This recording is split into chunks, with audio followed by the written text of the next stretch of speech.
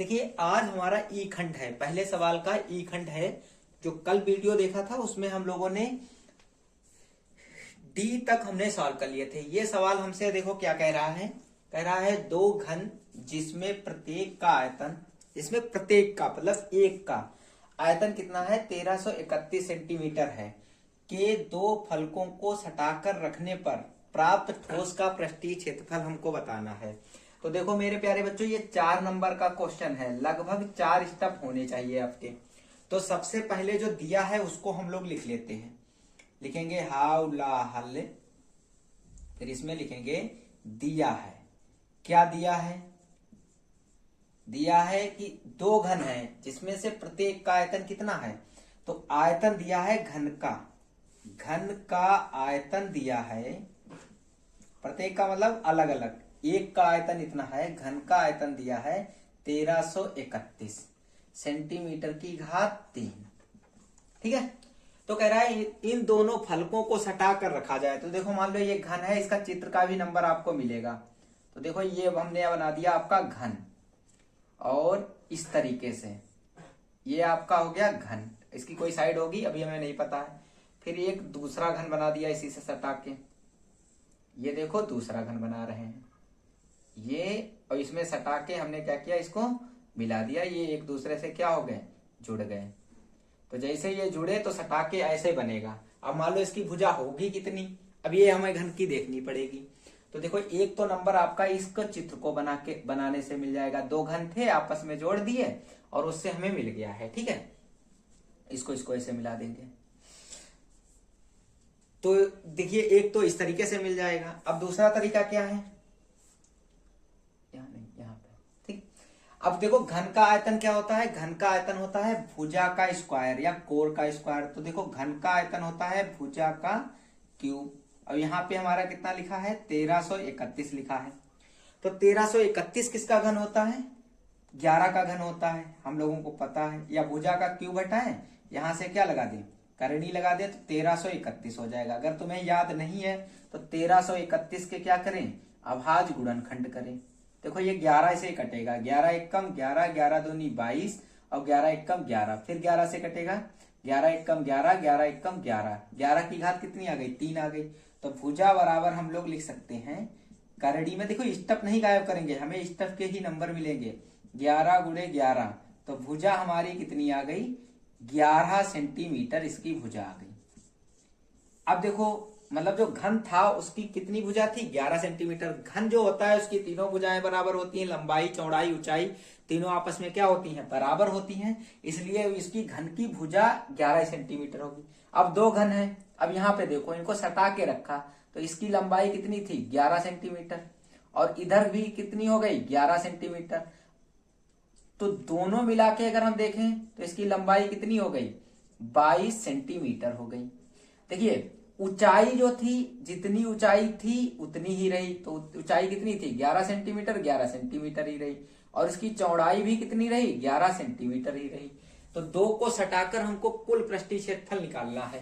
तो कुल पृष्ठीय क्षेत्रफल निकालने के लिए दो घनों, दो फलों को, अब देखिए हम लोग क्या करेंगे, इसका कुल दोनों फलकों को सटाकर, जो दोनों फलक हैं, दोनों फलकों को सटाकर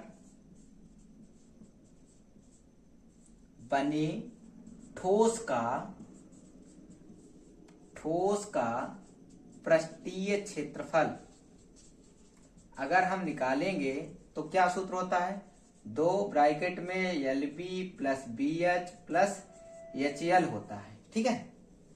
अब देखो यहाँ पर दो ऐसे रहेगा, लंबाई हमारी कितनी हो गई है 22 सेंटीमीटर हो गई है। अब देखो थोड़ा सा यहाँ पे और लिखना पड़ेगा, यहाँ पे एक स्टेप बढ़ाना, लंबाई बराबर कितना हो जाएगा 22 सेंटीमीटर, और ऊंचाई बराबर कितना हो जाएगा 11 सेंटीमीटर, और चौड़ाई बराबर भी कितना हो जाएगा 11 सेंटीमीटर। इसे लिखना पड़ेगा। अब इसमें हम लोग क्या करेंगे, मान डालेंगे, 22 गुणे 11 प्लस 11 गुणे 11 प्लस 11 गुणे 22। अब इसको हम लोग देखो हल करेंगे, 2 गुणे 22 और 11 की अगर हम लोग गुणा करेंगे तो हमको 11 दूनी 22, 11 दूनी 22 तो 24 मिलेगा। 11 11 की गुणा हम लोगों को पता है 121 होती है, इसकी भी 242 हो जाएगी। इन सभी को जोड़ेंगे तो हमको मिलेगा 605 मिलेगा, और 605 और इसकी गुणा करेंगे तो 1210 सेंटीमीटर स्क्वायर हमारा क्या आ जाएगा, आंसर आ जाएगा। तो इस तरीके से आपको पूरे कितने नंबर मिल जाएंगे, 4 नंबर मिल जाएंगे, और ये प्रश्न आपका ई वाला हो चुका है। आइए अब ई एफ वाला खंड देखते हैं क्या कह रहा है। देखिए एफ वाला सवाल आपसे कह रहा है कि यदि बिंदु x, y बिंदुओं 3, 6 तथा -3, 4 से समदूरस्थ स्थित हो तो x और y में एक संबंध बनेगा, उसको ज्ञात करो। तो देखो कैसे, मान लो बिंदु कोई ये x, y है, और इससे बराबर दूरी पर एक इधर बिंदु है -3, 4, और इसी से बराबर दूरी पर क्या है, एक बिंदु है कौन सा, 3, 6। कह रहा समदूरस्थ है, मतलब जितनी दूरी इधर है D1, या इसका नाम O रख लो, इसका नाम A रख लीजिए, इसका नाम B रख लीजिए, जितनी दूरी इधर है उतनी ही दूरी ये क्या है, D2 भी है। और हमें बीच की दूरी का सूत्र पता है, कहने का मतलब अगर ये समदूरस्थ हैं तो OA किसके बराबर होना चाहिए, OB के बराबर होना चाहिए। बीच की दूरी का सूत्र हम लोगों ने पढ़ा है, क्या होता है, √x2 - x1 का whole square plus y2 - y1 का होल स्क्वायर। ये दो बिंदु हैं, इन दो बिंदुओं के बीच की दूरी का सूत्र ये होता है। तो OA निकालना है। OA में देखो x1 क्या हो जाएगा, इधर वाला टर्म हो जाएगा, y1 ये हो जाएगा, x2 ये हो जाएगा, y2 ये वाला हो जाएगा। अब देखो इसे कैसे करेंगे, √x - 3 का होल स्क्वायर हो जाएगा, y2 की जगह पर क्या हो जाएगा, y - 6 का होल स्क्वायर हो जाएगा, बराबर में देखो इधर भी, अब देखो x1 ये हो जाएगा, x2 ये हो जाएगा, ठीक है। तो x2 क्या है, x हो जाएगा माइनस, और माइनस पहले से उपस्थित था तो माइनस माइनस क्या हो जाएगा, +3 का होल स्क्वायर हो जाएगा, प्लस y - 4 का होल स्क्वायर हो जाएगा, ठीक है। अब देखो क्या करते हैं, इनके दोनों का होल स्क्वायर खोलते हैं। a - b का होल स्क्वायर क्या होता है, देखो लिख भी दिया करेंगे, a - b का होल स्क्वायर है वो होता है a² + b² माइनस का 2ab।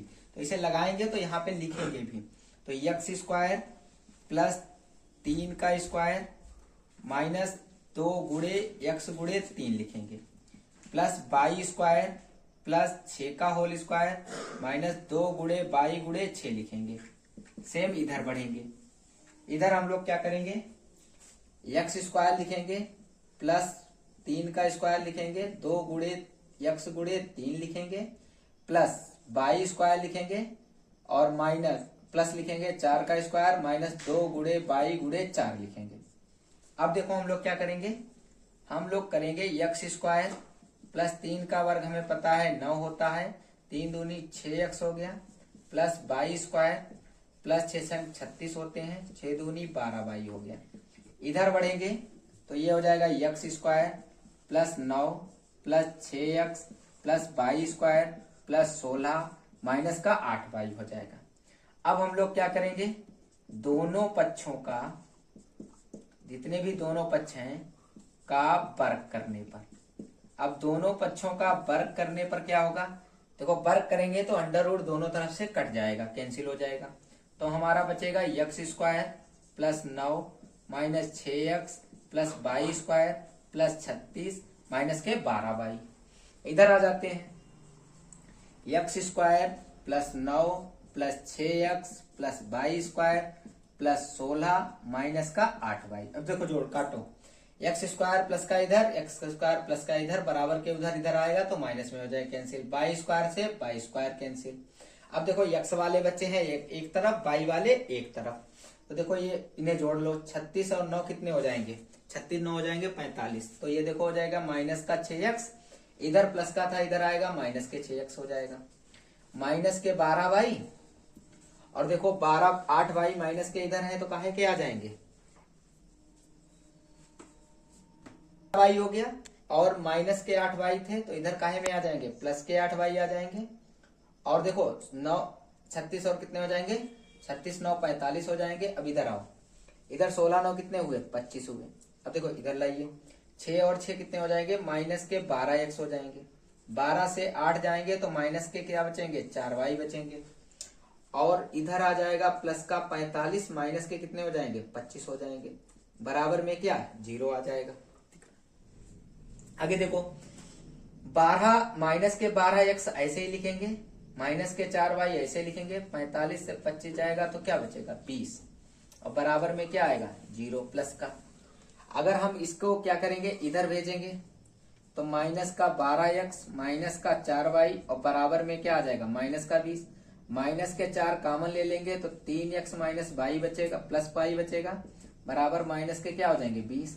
माइनस से माइनस कैंसिल, 4 पंचे 20, तो 3x प्लस y बराबर हमारा क्या आ जाएगा, 5 आ जाएगा। यही इसका संबंध कहलाएगा। क्या कहलाएगा, x और y के बीच में संबंध कहलाएगा। देखिए अब दूसरा प्रश्न कह रहा है, मतलब खंड बी का, कि उसका पहला सवाल है, ए नंबर सवाल 2 का पहला। कोई 5 खंड करने होंगे आपको, इनमें से 6 दिए होंगे। तो कह रहा है 2 ऐसे क्रमागत विषम धनात्मक पूर्णांक ज्ञात कीजिए जिनके वर्गों का योगफल 290 हो। तो ये देखो द्विघात समीकरण से सवाल बना है। तो सबसे पहले हम 2 क्रमागत विषम धनात्मक पूर्णांक मानते हैं। तो लिखेंगे माना 2 क्रमागत धनात्मक विषम पूर्णांक जो हैं वो हमने मान लिए। एक माना यक्स, देखो अगर एक मान लो 3 है विषम पूर्णांक, तो 3 के बाद अगला विषम पूर्णांक कब मिलेगा, जिसमें 2 जोड़ेंगे, 3 में 2 जोड़ने पर मिलेगा। अगर क्रमागत पूर्णांक पूछता तो x प्लस 1 कर देते। तो यहाँ पे ये गलती नहीं करनी है, इसमें क्रमागत विषम पूर्णांक पूछा है, विषम ना पूछता तो 1 जोड़ते। तो अगला क्रमागत विषम पूर्णांक होगा x प्लस 2। अब देखो प्रश्नानुसार आते हैं, क्या करते हैं, प्रश्नानुसार आपसे कह रहा है कि इन दोनों धनात्मक विषम पूर्णांकों के वर्गों का योग, तो वर्ग करें एक्स स्क्वायर और प्लस योग करें x प्लस 2 का होल स्क्वायर बराबर कितना है, 290 है। बात समझ में आ गई। अब हम लोग क्या करेंगे, एक्स स्क्वायर इसका होल स्क्वायर खोलेंगे, एक्स स्क्वायर प्लस बी का स्क्वायर 2 का स्क्वायर प्लस 2 गुणे x गुणे 2 बराबर कितना आ जाएगा, 290 आ जाएगा। अब देखो इसे जोड़ेंगे तो ये आ जाएगा 2x स्क्वायर, 2 दूनी 4 और ये आ जाएगा 4x बराबर में कितना आ जाएगा, 290 आ जाएगा। अगर अब इसको करेंगे, हल करेंगे तो ये आ जाएगा 2x स्क्वायर प्लस का 4x बराबर में आ जाएगा 290 माइनस 4।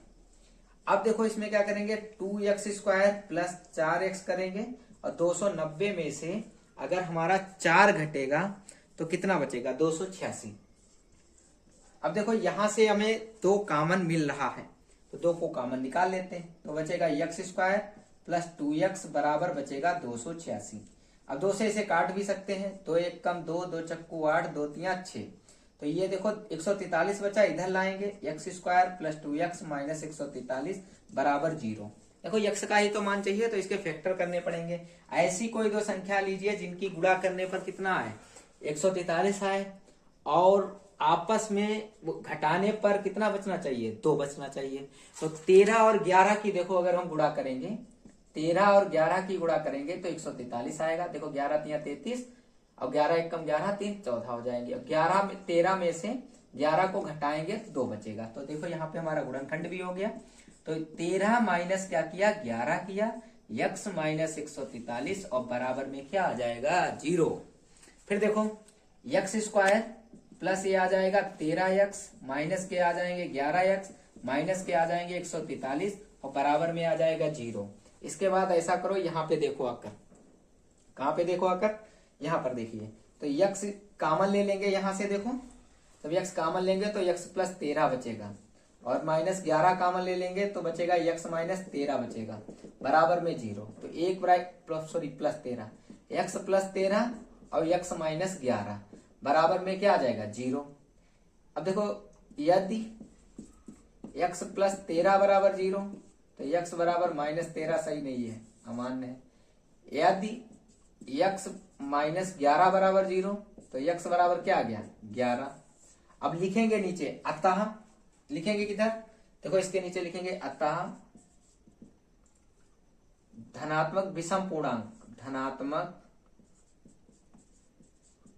पूर्णांक क्या हो जाएंगे हमारे, एक था x, दूसरा था x प्लस 2, तो x था 11 और दूसरा 11 प्लस 2 करेंगे तो 11 और 13 इसका क्या आ जाएगा, आंसर आ जाएगा।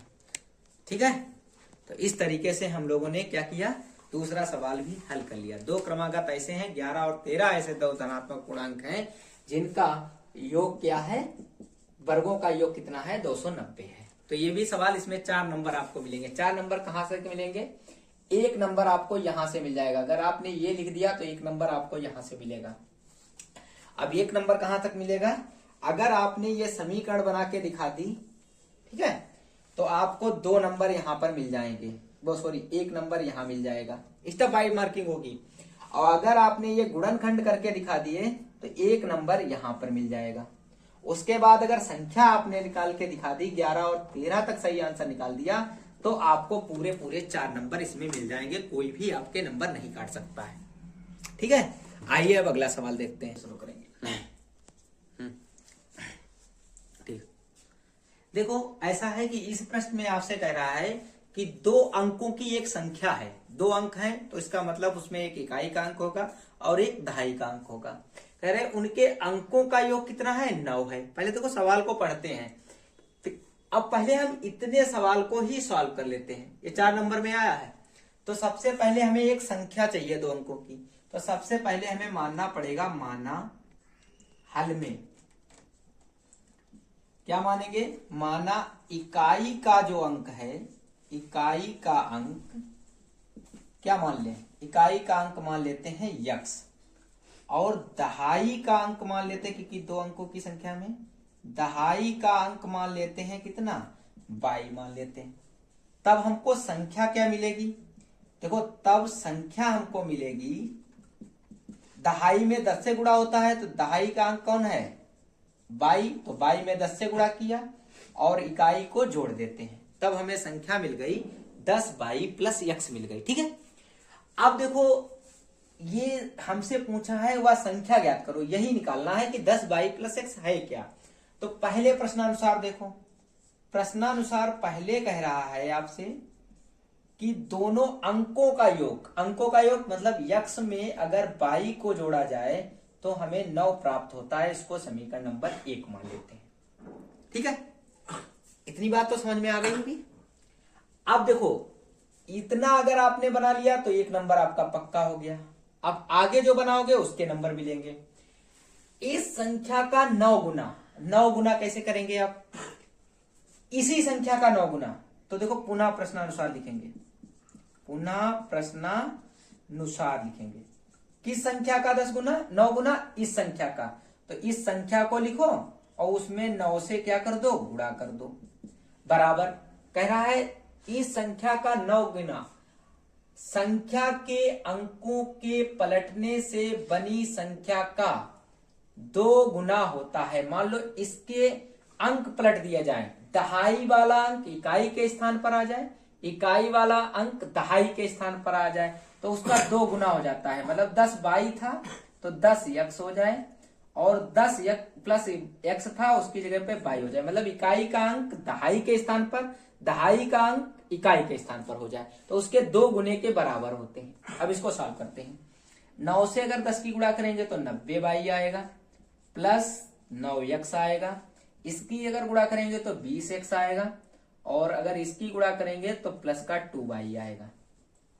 अब देखो y वाले पद एक तरफ लाइए, ये 90y हो जाएगा और माइनस का 2y आएगा। x वाले एक तरफ ले जाइए तो माइनस के 9x आ जाएंगे, प्लस के थे, तो ये 88y बचेगा, और इधर बचेगा 11x बचेगा। अब देखो अगर बटे में भेजें तो 88y बटे कितना आ जाएगा, 11 गुणे में है तो 11 अट्ठे 88 आ जाएगा, तो x का मान हमारे पास कितना आ जाएगा, 8y आ जाएगा। इसको समीकरण नंबर 2 कह देंगे। इतना निकाल लोगे तो 1 नंबर आपको और मिल जाएगा। अब देखो क्या करना है, x का मान किसमें रख देना है, समीकरण 1 में रख देना है, क्योंकि हमें x और y के मान चाहिए तभी तो संख्या मिलेगी। तो x का मान ऐसे लिखेंगे, x का मान समीकरण समीकरण 1 में प्रतिस्थापित करने पर, क्या करने पर, प्रतिस्थापित करने पर या रखने पर भी कह सकते हैं, प्रतिस्थापित करने पर। तो प्रतिस्थापित करिए, x की जगह पे क्या लिख दिया जाएगा, 8y प्लस का y बराबर में क्या आ जाएगा, 9।